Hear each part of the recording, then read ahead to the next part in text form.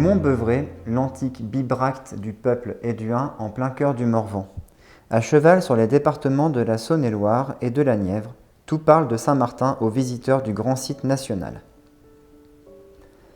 La fontaine Saint-Martin, aujourd'hui à l'abandon, qui n'est plus décelable que par une source sous le rempart de l'ancien oppidum. Le rocher du pas de l'âne de Saint-Martin, suspendu au-dessus du ravin de Malvaux, à l'écart sur le versant sud de la montagne. Le rocher de la Vivre, désigné comme tribune de Saint-Martin, après avoir prétendu être celle de Vercingétorix selon la tradition.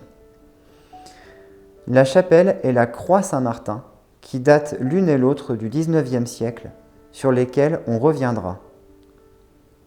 Pourtant, il y a loin entre la légende inscrite sur le vieil oppidum et ce que l'on sait vraiment de la présence de Saint-Martin en pays éduin.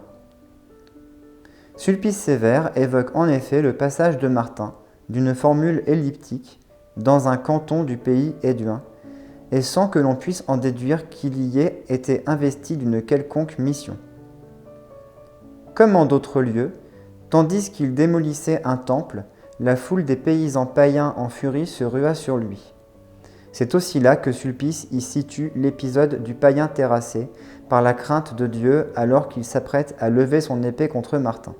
Vie de Saint Martin 15.1.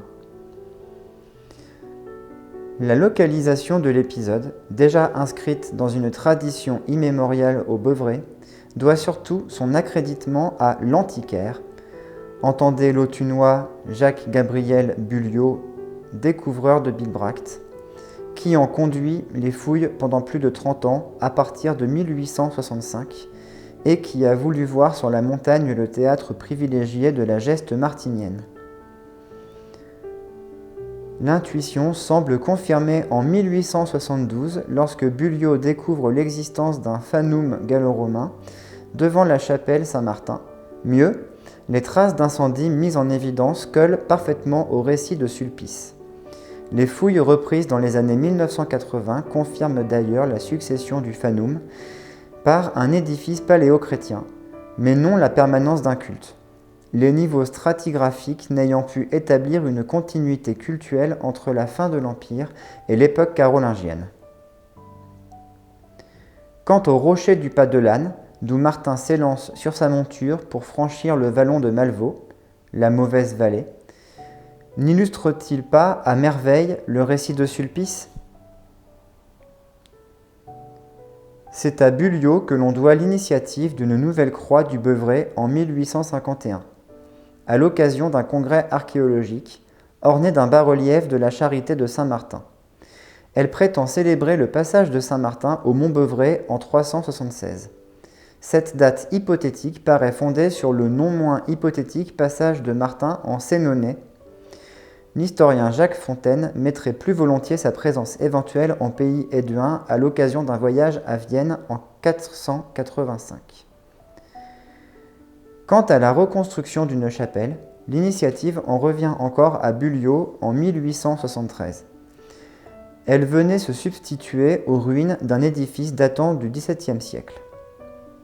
Enfin, dernier monument de Bulliot consacré à Martin, son ouvrage sur le culte de Saint-Martin en pays éduin, où le récit chrétien est calqué sur le culte païen, où la mythologie liée aux sources et aux rochers, ainsi que le vocable des églises, sont superposés à l'archéologie gauloise ou gallo-romaine.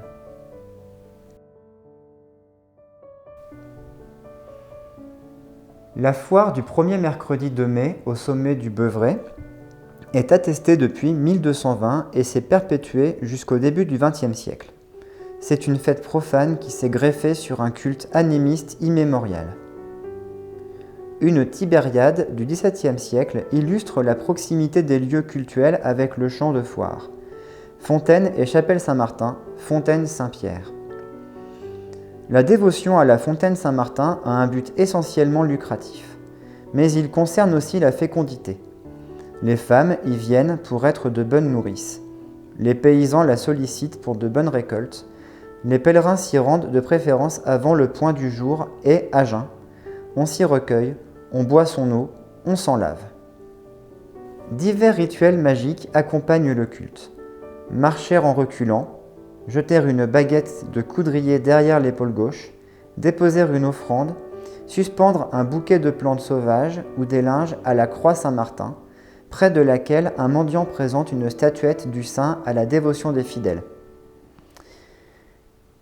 Quand les foires déclinèrent et que la fontaine commença de tomber en déshérence, un culte plus individuel, plus secret, se déplaça vers le rocher du Pas de l'Âne. Les mêmes pratiques s'y perpétuaient, et il arrive encore aujourd'hui de trouver quelques pièces dans le creux de la roche. Dans un rayon de 30 km autour du mont Beuvray, on compte 14 fontaines Saint-Martin, dont 9 à visée thérapeutique, en majorité contre la fièvre, donc les maladies infectieuses. 4 invoquées pour la fertilité agraire, principalement pour obtenir la pluie, enfin une à rite oraculaire en vue d'un présage sur le pronostic vital infantile. Sur les 14 fontaines, une dizaine appellent des rites particuliers autres que le breuvage. Aspersion, 2. Offrande, 4. Fréquentation nocturne, 2. 2 pèlerinages sont associés à une fête profane. La Saint-Martin d'hiver, novembre, est préférée à la Saint-Martin d'été, 2 cas. Parmi les 14 fontaines, 3 avoisinent une pierre rituelle. Le vocable de Saint-Martin se retrouve dans un édifice chrétien proche, église, prieuré, chapelle, pour 11 d'entre elles. Est-ce la fontaine qui donne son nom à l'église ou l'inverse?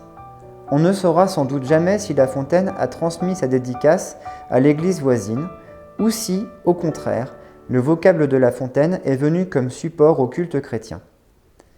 Il est, en effet, impossible de fixer l'apparition du culte des eaux, et guère plus de dater l'origine des églises, 11e siècle pour les plus anciennes de la région.